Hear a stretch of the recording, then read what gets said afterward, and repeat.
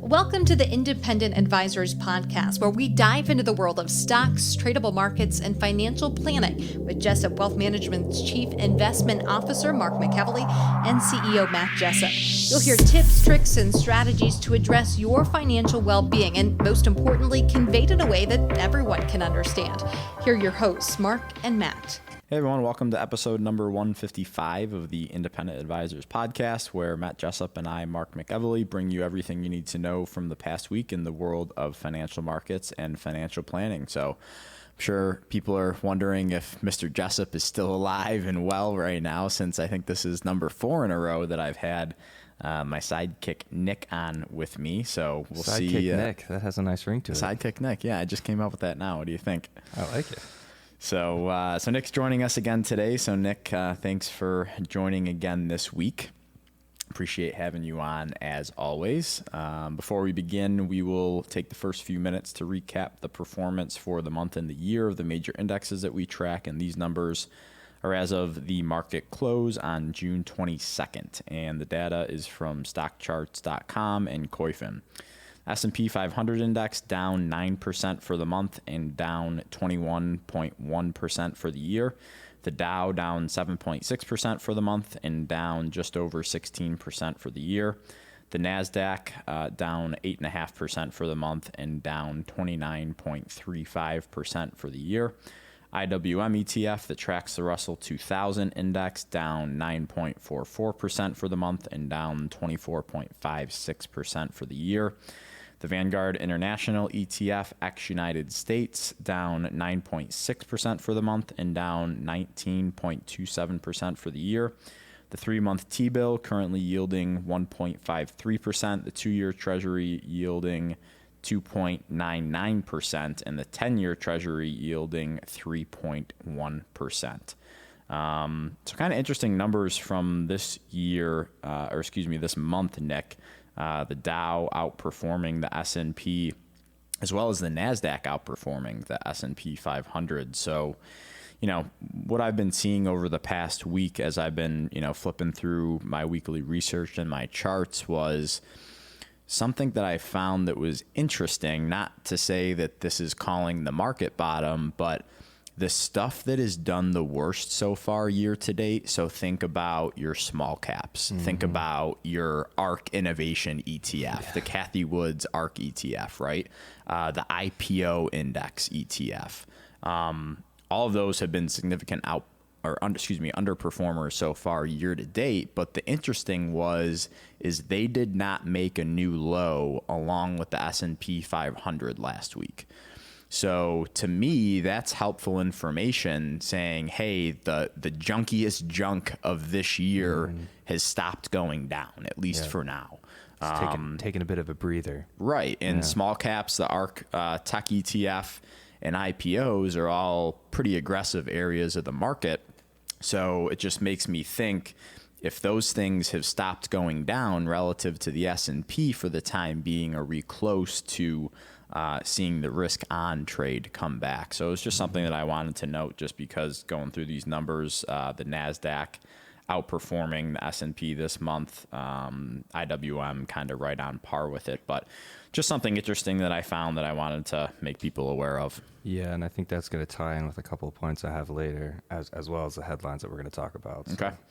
So moving on to headlines and current events, Fed Chair Powell testified in front of Congress this week, and he said that the central bank is strongly committed to bringing down inflation and can do so with its monetary tools. He said that the Fed plans to raise interest rates until compelling evidence emerges that inflation is coming down. And he also noted that a recession is a possibility and that a quote-unquote soft landing will be very challenging. And I think this term soft landing has been thrown around for the past couple of months now. And I think, my interpretation of it is, taming inflation without throwing the economy into a recession, right? Without spiking unemployment. Right, exactly. Yeah. So, and we always hear the typical definition of a recession is 2 consecutive quarters of negative GDP growth. Mm-hmm. But, after doing some more research and listening to other people in our industry talk that are smarter than me and you, yes, that indicates a recession, but when you start to see increased layoffs and job losses and consumer spending start to dry up, that's also very reminiscent of a recession too. Yeah. So, and that's more associated with the buzz term you hear, hard landing, for listeners that hear that a lot but don't really understand that. I don't know, hard landing is when it is, quite literally harder on the economy, so your unemployment spikes and all the other things that you kind of went through. right. So they're committed. I mean, I think they're gonna continue to raise interest rates throughout the rest of the year until inflation starts to moderate or decelerate. So we'll keep everybody up to date on that.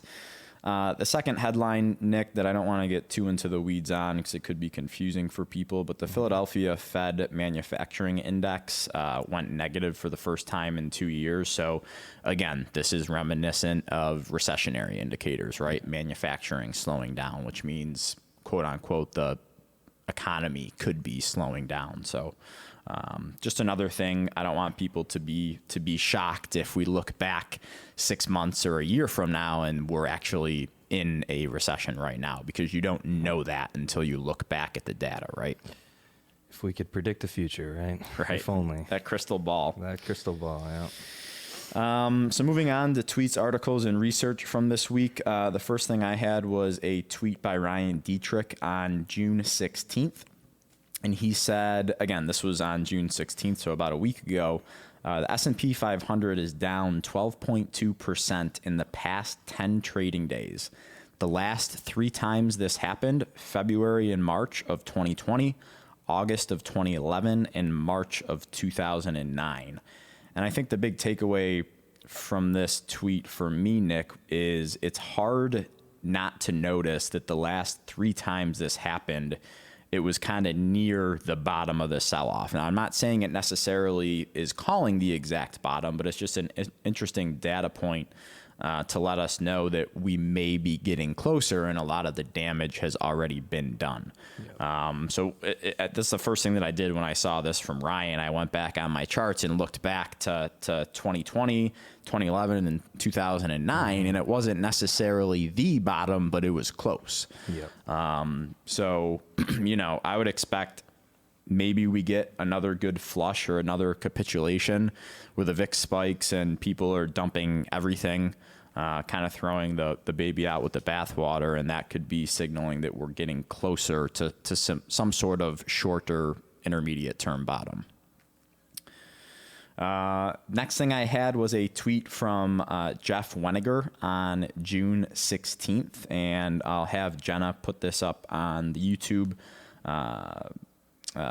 channel right now for us, so all the people watching could see this. But if not, this is going to be on our show notes on Twitter at Jessup Wealth, or LinkedIn or Facebook with Jessup Wealth Management. So Jeff tweeted, "Finally, you see the big COVID spike up in money supply. Now it's a spike down. Money is disappearing. Recessionary." So he has this chart of the 4-week change in the U.S. M2 money supply. And this is something that Matt talked about a lot when we were in the heart of COVID, that when the stimulus checks went out and unemployment benefits were increased for a short period of time, people were saving money, people were paying down debt. There's a lot more money flowing around in the economy, right? So just as a reminder for listeners, the M2 money supply includes cash, checking and savings deposits, money market funds, all held by the public. And, when money is getting pulled out of the system, people don't have as much cash and inflation is higher. It's kind of a recipe for a slowdown in the economy, right? Absolutely. So I don't want to say, obviously looking back at where we are now, it's like anyone could be like, oh, well, how could you not predict inflation coming when you had this much of an increase in money circulating, too much money chasing too few goods?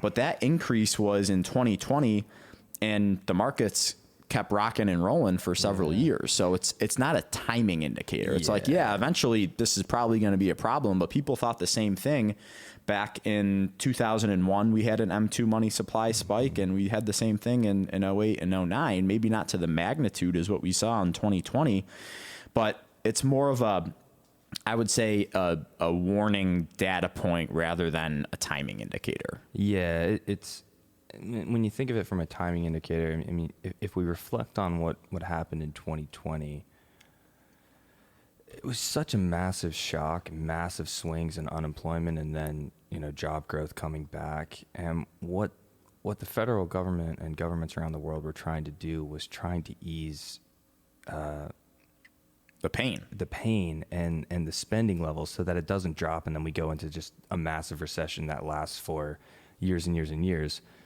Even the Fed couldn't predict that job growth would come back as quick as it did, which is probably those two pieces is why inflation took off. So just to kind of reiterate your point, that just because this spikes, it's not a leading indicator that, if that spikes, inflation is going to take off to 8%. That's not how it works. No, it's not. And, I think a lot of people thought with the stimulus from, the Federal Reserve back in the great financial crisis that people thought the same thing. They were like, we're going to have really big inflation problems over the next 5 years.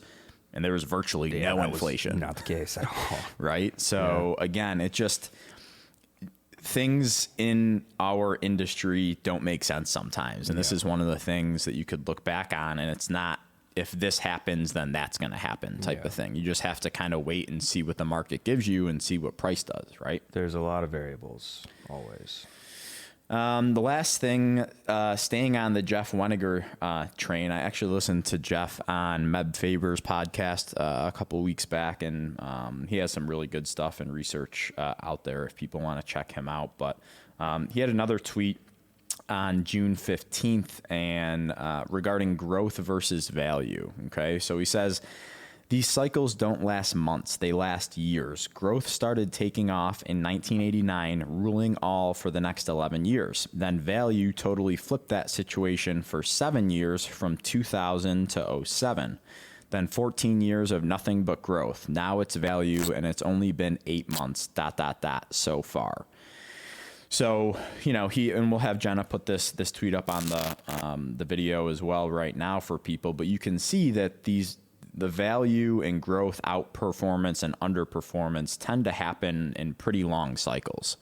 And I think he's making the argument that we've peaked in this growth outperforming value, and it's only been 8 months since that peak. So I just wanted to get your take and see what you think, if this is something that's going to last for a long time, or if we just in a completely different environment than we've been in the past, and you're going to see growth rebound pretty quickly. Yeah, that's a great question. And this is something that the talking heads and then the shows I watch on Bloomberg's in the morning, a lot of people are on both sides of the fence with this. And you look at this chart and it makes sense. And I'm not discrediting what Jeff says. It's an excellent point and an excellent chart. I guess the question I would pose to listeners and to poke holes in that theory is to think about what happened in 2020, what's happened in the past 3 years with technological innovations in the workplace, and then compare it to the last value outperformance cycle. The last value outperformance cycle was from 2000 to 2010, basically the dot-com bubble.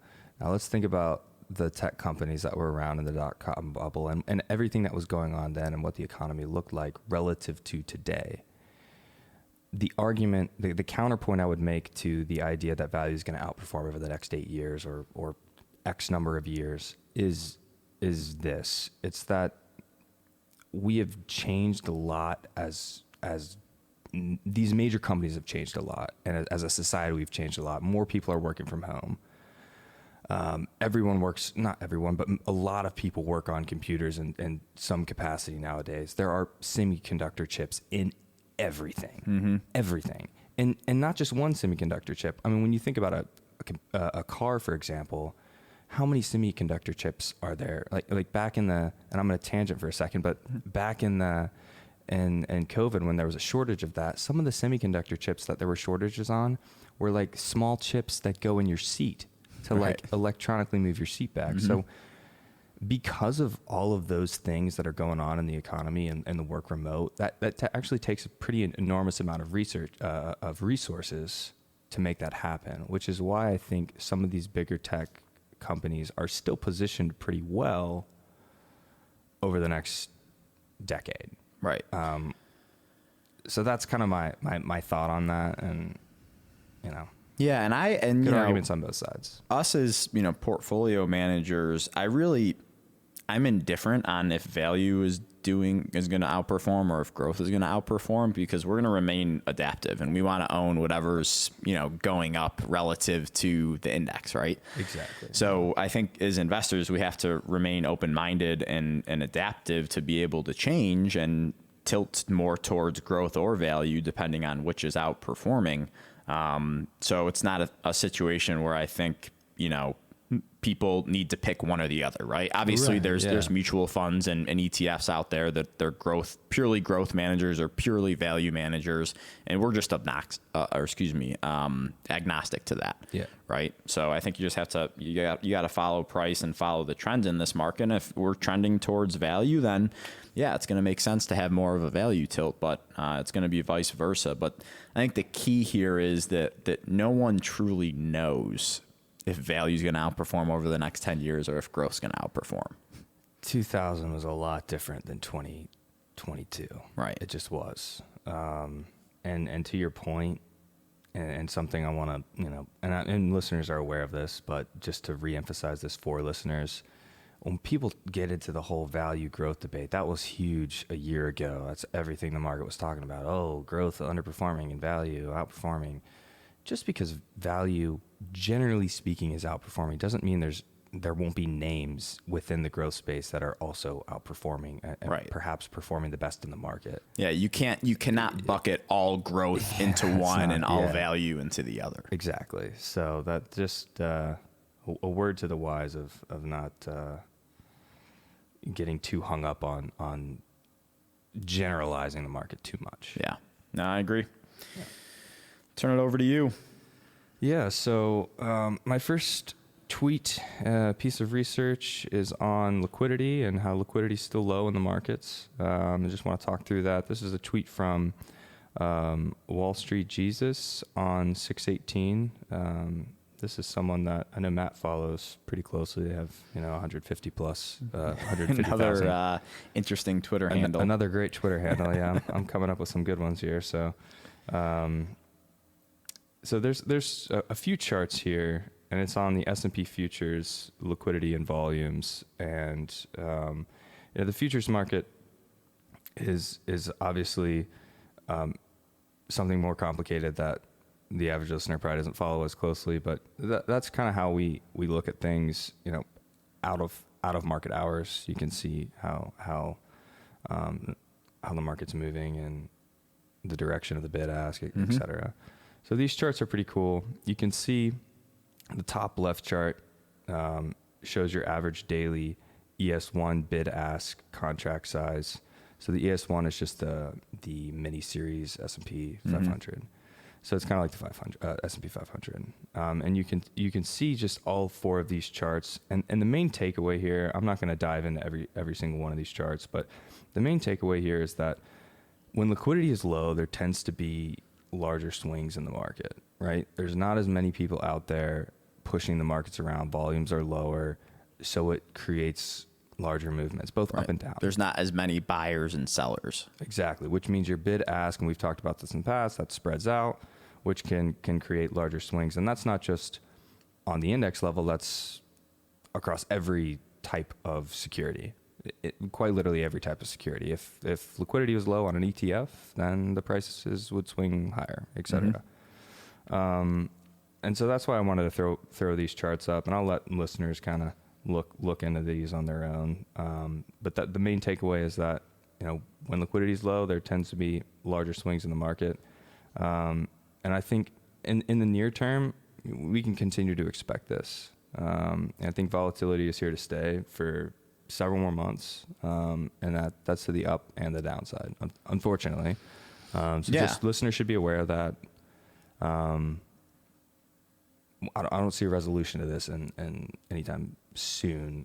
When I say anytime soon, let's say 3 months.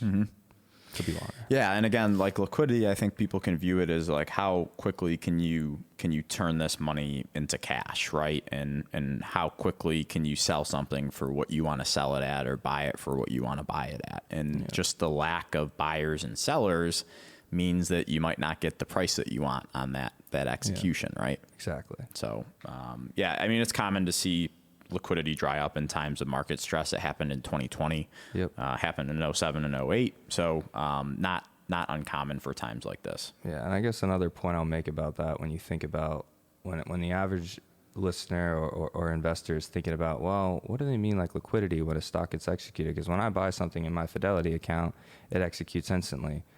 I want you to think about it on like the grand scale, like the biggest investors out there, that when they trim a position in XYZ, they have to trim 2% of the entire flow. And getting out of that can be difficult. They might have to par out of it over weeks, over months. Yeah, it takes time. And so that's where it's really tough, because let's say a big hotshot investor who's trying to get rid of 2% of one of the biggest companies in the S&P is looking to sell, and they're committed to get out of it.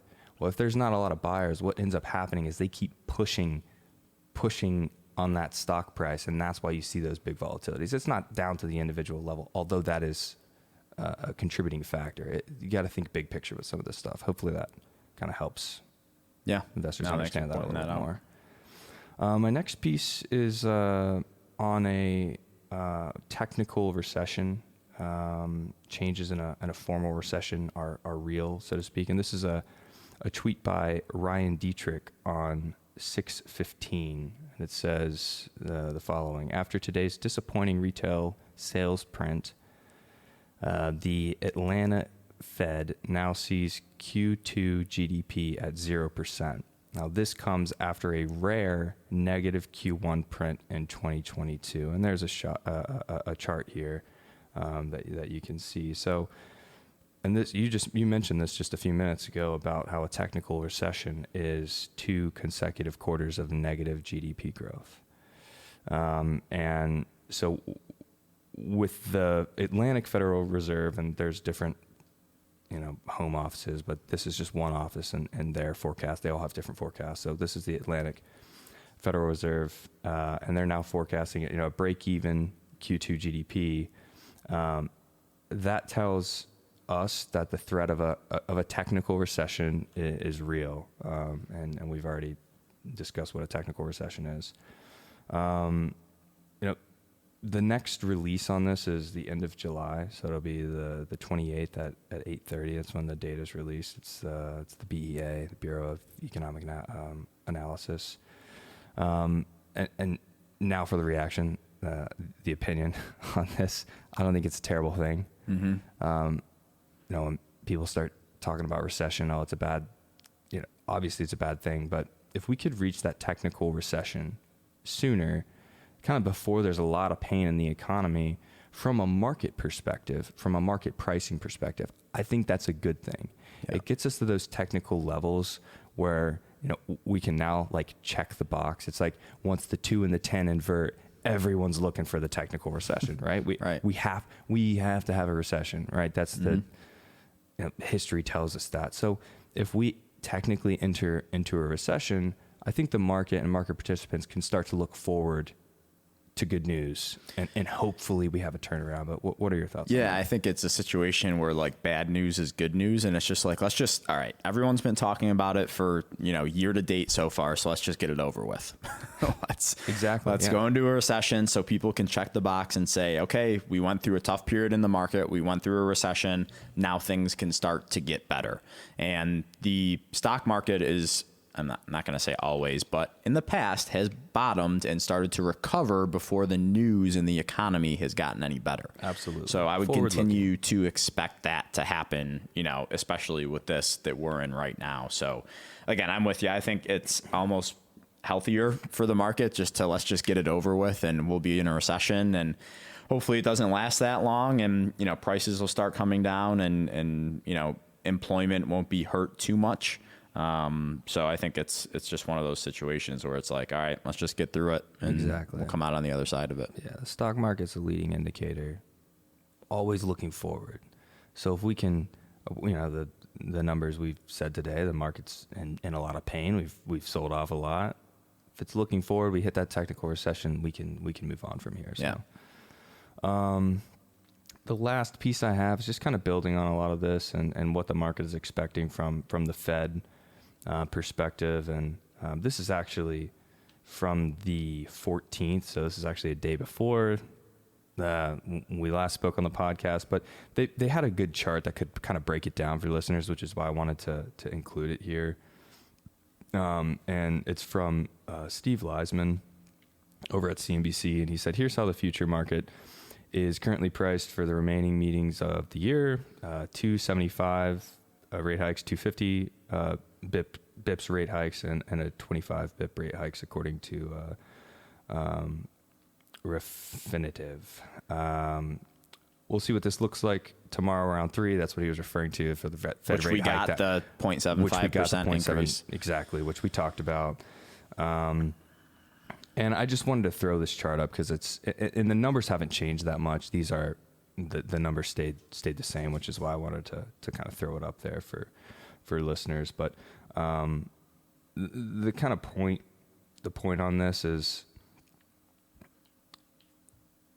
if we get these technical recessions and if we see a Q2 recession reported in late July, it would give the Fed a little bit more wiggle room. Like, let's say inflation is less sticky than we think. It would give the Fed a little more wiggle room to not be as aggressive in this, which could be beneficial for the market as well. But what do you think about all this? Yeah, I think the first comment I want to make is, when people are looking at probability of rate hikes, is my first comment is to not give it too much weight, because before the CPI print, because they switched drastically. Before the CPI print, I mean, I don't think anyone was expecting it to come in that high. Before that, the probability of a 0.75% rate hike in June was really low. And then automatically that switched to being like 95% probability. Like single digits low. So this stuff can move, and that's why I always, even before you started coming on the podcast, Nick, I hate forecasts and predictions and probabilities. It's like, we can't do anything with that information. Like, yeah. I mean, I don't think it's smart to manage portfolios based upon what could potentially happen. You can't do that. You just have to take what the market gives you and take what the numbers give you when they're here. Yep. Right. So I think it's helpful data to see, what the Fed's direction is going to be, but they're not married to this, right? By no means. And I think that's the main takeaway. Right. So, it could change. Yeah. So when you're seeing this stuff on CNBC or the Wall Street Journal or MSNBC, Fox News, CNN, it's like, yeah, it's helpful to know what the Fed's thinking, but this could switch on a dime. Right. And yeah. and I'm not a big fan of predictions and forecasts, because a lot of the times people aren't even close when it gets down to it. Well, that's the best part of forecasting, is when you get new data, you get to tweak your model. Right. And then, okay, well, now we think it's this. It's pretty funny if anyone's seen research on the history of the sell side, because for listeners who don't know, the sell side is the side of the street that they write the research reports on stocks, and they do the forecasting. We think the stock's going to be here in a year and whatnot.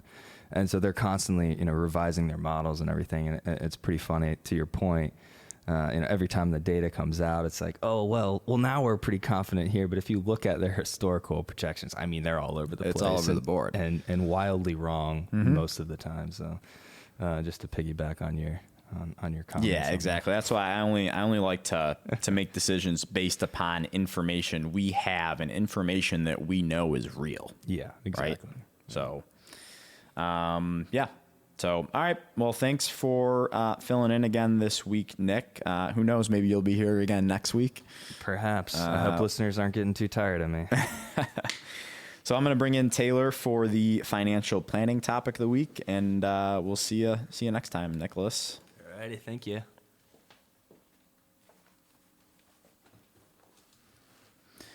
Welcome back, Taylor. Happy to be back. So what do you have for us for the financial planning topic of the week? So today I just want to talk about some of Dave Ramsey's strategies about building wealth, paying off debt, For those who may not be familiar with Dave Ramsey, he just has a lot of books. The most popular one is The Total Money Makeover, and then he has his own podcast. He's headquartered in Nashville, Tennessee. And he's pretty popular. I mean, I've heard of a lot of people using him. Yeah, absolutely. I think a lot of people have gone through his personal financial program, and he's very popular and well written, and has a lot of good information, really, to be honest. I don't agree with everything that he says, but I do agree with a lot of the things that he says, and I think it's nice because he breaks it down and makes these things easy for people to understand, to take control of their personal finances. So Exactly. He has a very a simple method to what he recommends, and the program you just talked about, it's called Financial Peace University, and I actually took that when I was 19 years old. Oh, really? Did you like it? I did. It's actually what got me into the industry. Okay. All right. Well, he was kind of my first experience with information like this, and I was very gung-ho Dave Ramsey when I was 19 years old. Right. But as I kind of got some more experience, I started to disagree with certain things. But I do agree with some things that he recommends also. So I'm kind of just going to go through his 7 baby steps, and we'll kind of get feedback and pick them apart a little bit. Okay.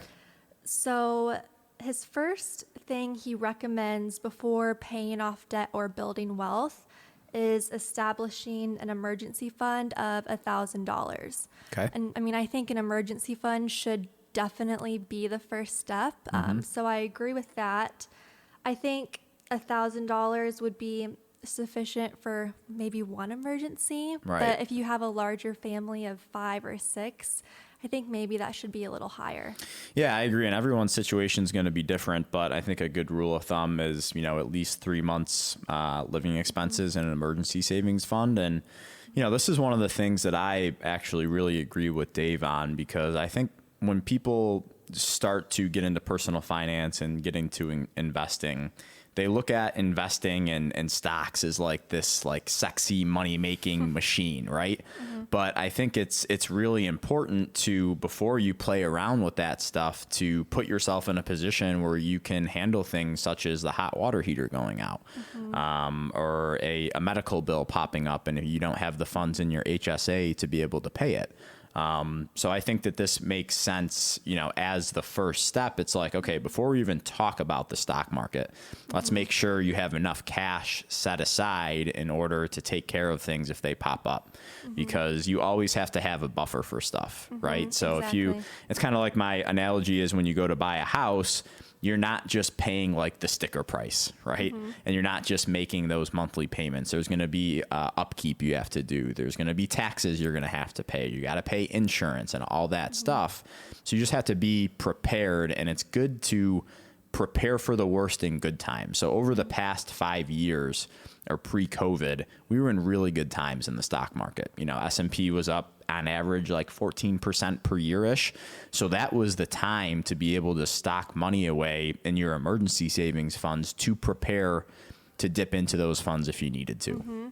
Yeah, exactly. And I think the thinking behind this is, if you don't have an emergency fund, you start paying off debt and building wealth, and something happens, and you're right back at square one. Exactly. Or maybe even in a worse position. Right. So. And it's never good to get yourself in a position where you're racking up, credit card debt at the 20 to 30% interest rates that they're at. Exactly. So his second step, it's called the debt snowball effect. And he basically thinks that you should pay off the lowest balance of any credit card or loan, just any debt you have, pay off the lowest balance first, regardless of how high the interest rate is. And then once that is paid off, you pay off the second lowest, third lowest. And his strategy behind that is that it's really motivating psychologically, and it just keeps you going to go through his program. Yeah, and I think this is the one of the things that I disagree with Dave on, because just from a pure numbers standpoint, that's not the most efficient way to do it. So I want people to avoid paying interest as much as possible. So I always recommend, start with the highest interest bearing debt first, even if that's the largest balance, because at the end of the day, that's going to have the largest effect. But I do see his side of things that, it's a psychological win if you get that low balance paid off and you tell yourself, oh, I can do this. This is possible. Yeah. So it's not like I poo-poo that strategy. I just like I'm a numbers guy. So I like paying off that highest interest bearing debt first, because at the end of the day, that's going to free up the most cash flow for people and save them from paying too much interest. And I agree with you 100%. I actually ran some calculations of my own to kind of prove that theory. And, by paying off the higher interest credit card, you do save a lot of money, obviously. So this is something that I do disagree with a little bit. But I like the motivation factor, because it's really easy to, if you have a lot of credit card debt, you have multiple cards, you start paying off the highest one, it's easy to lose motivation. I like that aspect of it, but like you said, from a numbers point of view, it doesn't really make much sense. Yeah. And again, I can see where he's coming from, because it's harder to see progress on a higher balance that has, a higher interest rate, because you're making monthly payments and it's not going down by that much. And that might discourage people and get them in the mindset that, oh, I'm never going to pay this debt off, which isn't the case. Obviously, we just have to commit to it and see it through. Yeah, exactly. To just add on a little bit to the second step, he also doesn't really believe in using credit cards at all. He thinks that you should pay cash for everything.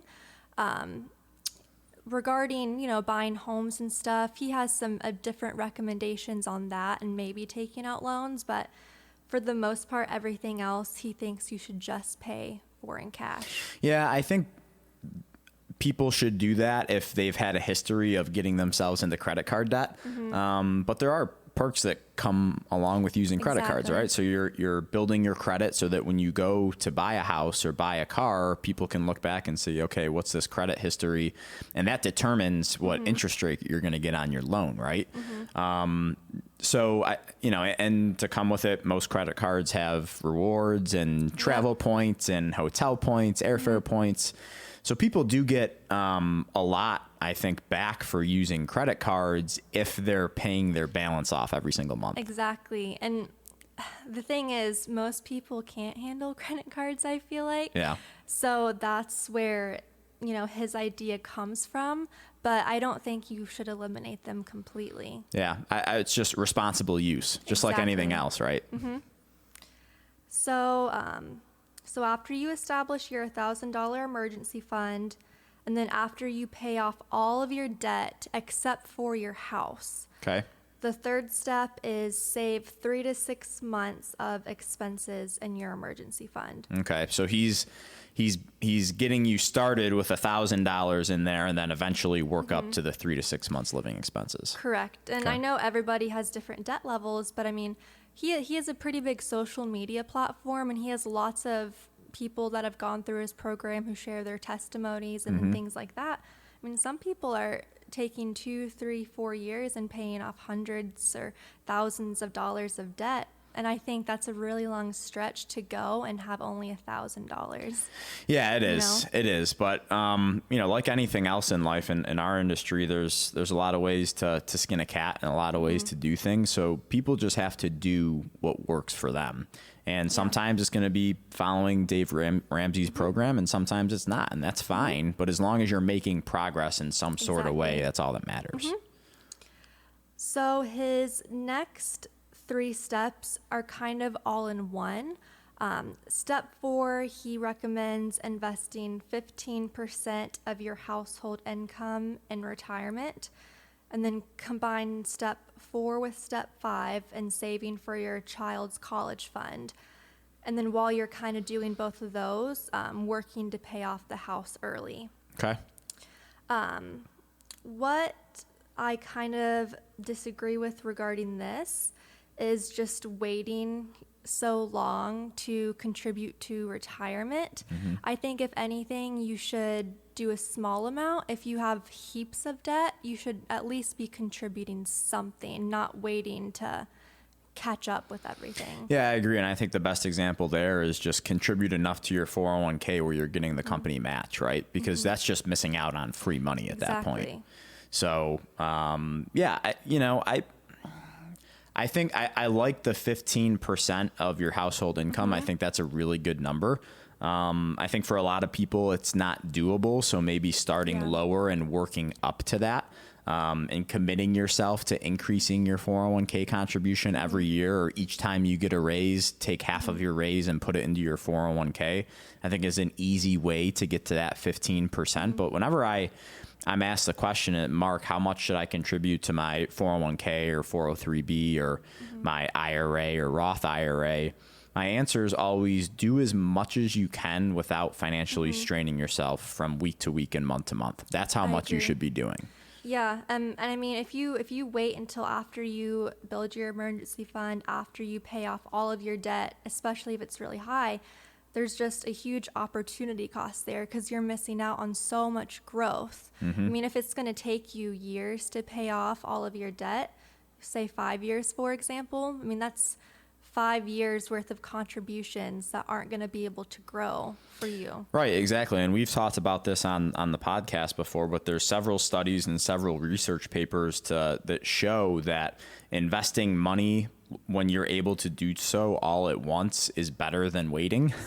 And, like we always talk about, it's almost impossible to time the market and time the absolute low. But if you're young in your career, the best thing you can do is to get started early. Yeah. Even if that's $10 a month or $50 a month, you'll work your way up to the point where you're going to be able to max that stuff out.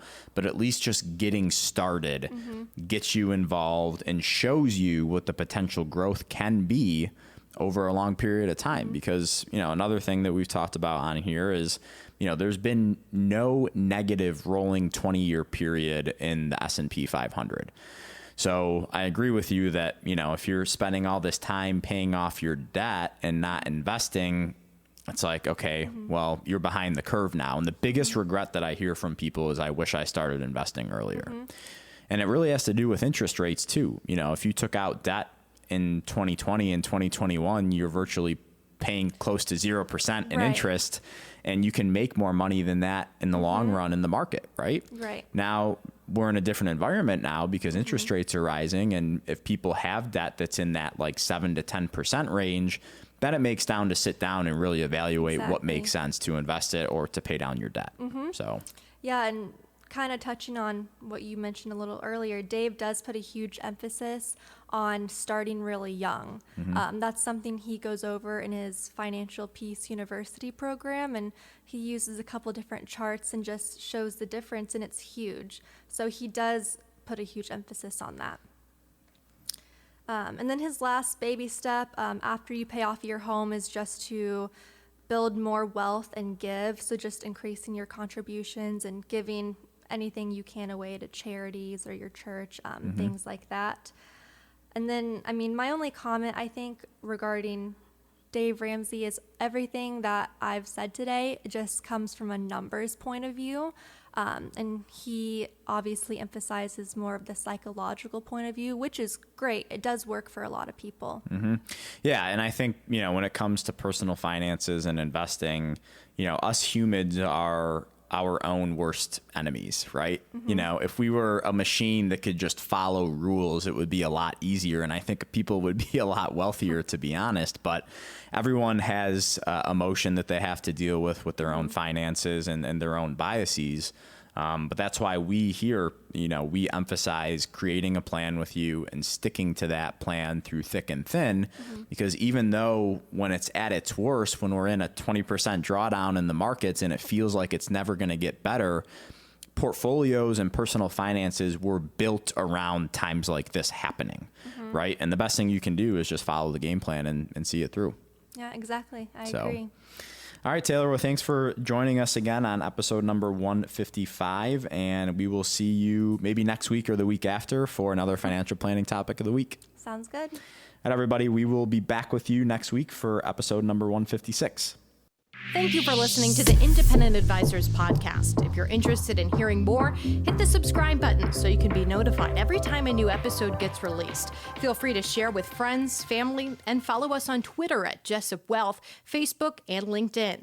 Mark and Matt will continue to share beneficial information on these social media sites. Also, check out the podcast tab on their website. That's www.jessupwealthmanagement.com. There you'll find links to every episode of the Independent Advisors. Have questions or topics you want to discuss on the show? Message us on Twitter, LinkedIn, or send an email with the words questions and topics in the subject line to inquiries@jessupwealthmanagement.com. We'll talk about it right here on the podcast. Certain sections of this commentary may contain forward-looking statements based on reasonable expectations, estimates, projections, and assumptions. Forward-looking statements are not guarantees of future performance and involve certain risks and uncertainties which are difficult to predict. All indices are unmanaged and are not available for direct investment by the public. Past performance is not indicative of future results. This podcast is provided for general informational purposes only and does not constitute either tax, legal, or financial advice. Although we do go to great lengths to make sure our information is accurate and useful, we recommend you consult a tax preparer, professional tax advisor, financial advisor, or lawyer regarding your specific circumstances. Investing involves risk, including the loss of principal. No strategy can guarantee any objective or goal will be achieved. Advisory services offered through Commonwealth Financial Network, a registered investment advisor.